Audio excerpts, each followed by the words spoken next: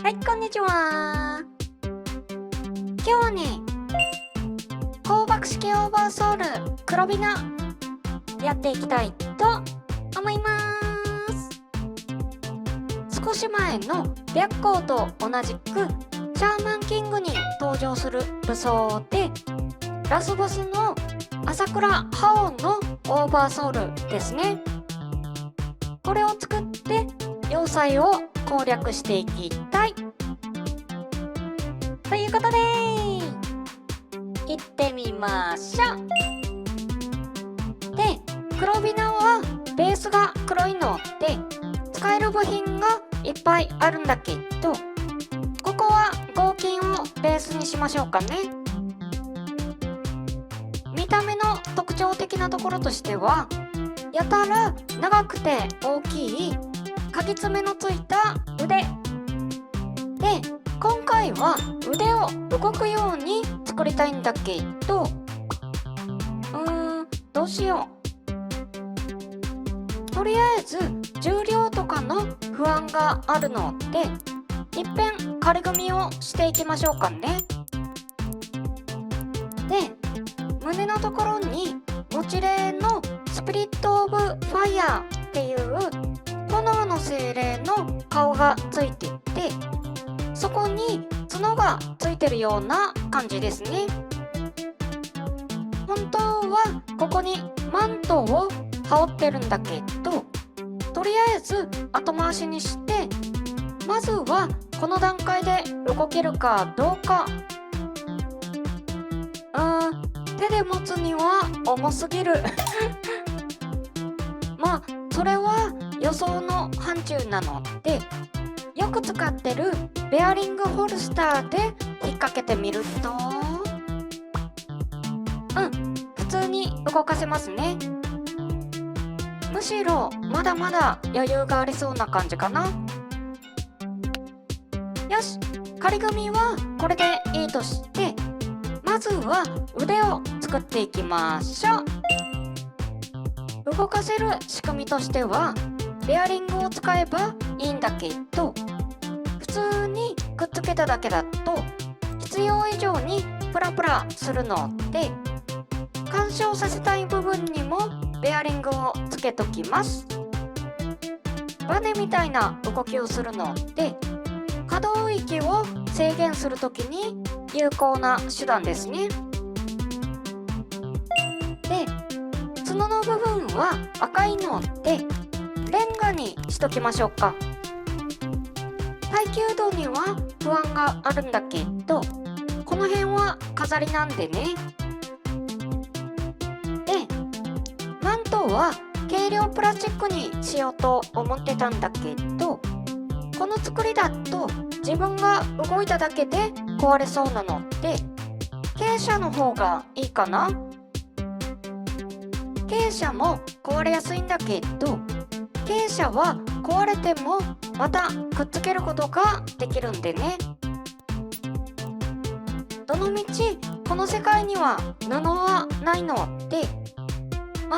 マントに見えなくもないみたいな感じかな。よし、これで動かしてみると、腕がぶつかっちゃいますね。これ作りの良し悪しもあるんだけど、ベアリングは何か物を付け外しした時に微妙に可動域が変わったりするので、こういう動くものを作る時にはある程度ズレを見込んだ作りにしとく必要があります。実際に動かしてみないとわからないので、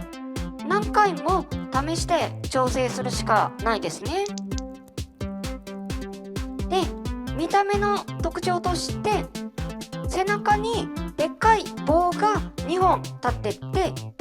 作中ではバーニアとしての機能と大砲としての機能があるんだけど、まずはバーニアとしての機能に着目してみましょうか。覇王様は常に空中に浮いてるイメージがあるので、ドローンで受けるかな？全然ダメですね。下り坂だったらもっと受けるかもしれないのって登ってるんだけど、ついでにこの状態でダメージがどのくらい出るのかを確認してみると、かなりいい感じのダメージが出ますね。ただ重武装だと大ダメージが出るのは実証済みなので、実は今回はこの背中のオプションに何か面白いアイテムを搭載するっていうのが主題ですが、ちょっとこれは効果がなさそうですね。多分重量に対して数が足りないってのが根本的な問題なんだけど、ここでドローンの特性を確認しときます。ドローンはプレイヤーに対して一定の距離と高度を保つんだけど、プレイヤーの高さよりちょっと高い位置くらいでとどまります。なのでプレイヤーの頭より高すぎるドローンは逆に下に押さえつける動きになりそうですね。加えてドローンは地上から3メートル以上離れると浮力を失うので、プレイヤーが3メートル以上の場所にいるとプレイヤーの足元に浮いてるようになります。ということは数を追加するにしても上に積み上げると効果が薄くって一定ラインからは逆効果になるってところですね。今回はベースとなるもののモチーフがあるので、形を大きく変えすぎないレベルで追加してみたんだけど、まあ気持ちふわっと浮く程度でしたね。これ以上は形が変わるし、逆に飛ぶだけの目的のものは以前作ってるので、今回は別のアプローチをしてみましょう。で、次に試すのは大砲。背中の柱の上に火薬を積んで爆発させるって寸法です。まず火薬の威力を確認しとくと、持ってきた火薬 12.7 キロ、こいつで基地の壁を爆発させてみると、これだけ大きい壁に3000ダメージ以上入ったのと、隣にも200以上入ってますね。細かい検証は置いといて、倒したい相手はビーム砲なので、こんなにいらないことだけは分かりました。使うときはもっと小さくして良さそうです。よし、じゃあ着火の仕組みを作っていきます。背中に合金の柱を立てて、着火に使うのはタングステン。こいつに電気を流せば温度が上がって火薬が爆発するって寸法ですね。電池2本程度だと足りないか？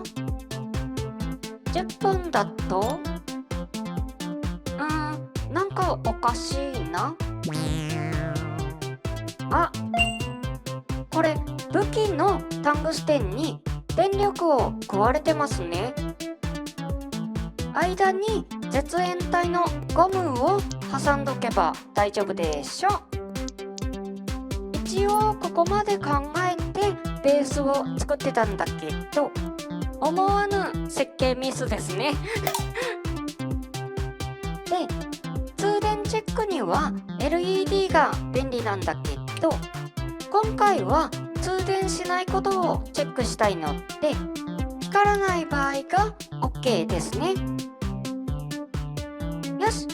両腕とも武器パーツには通電しないことを確認できました。これで柱だけに通電してれば OK なんだけど、びっくりしたまあちゃんと爆発することが確認できたので OK です。で、スイッチの仕組みはこの両腕、ここに電池を仕込んで腕をくっつければ、腕を通して背中に通電してますね。配置を調整して、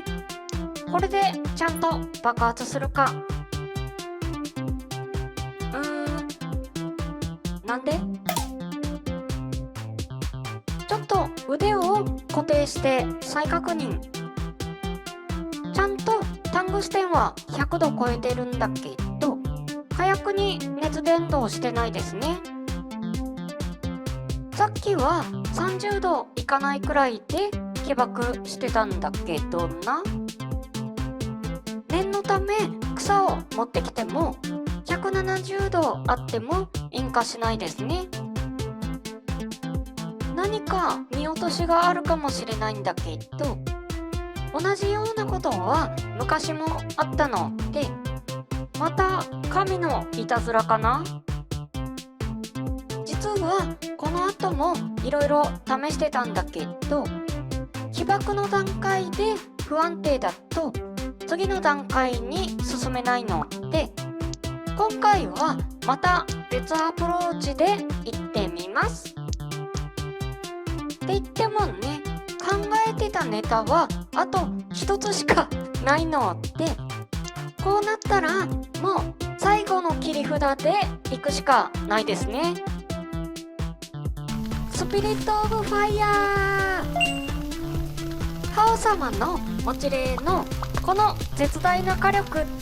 敵を焼き尽くす。てかさすがに重いしバランスが悪くってまともに歩けない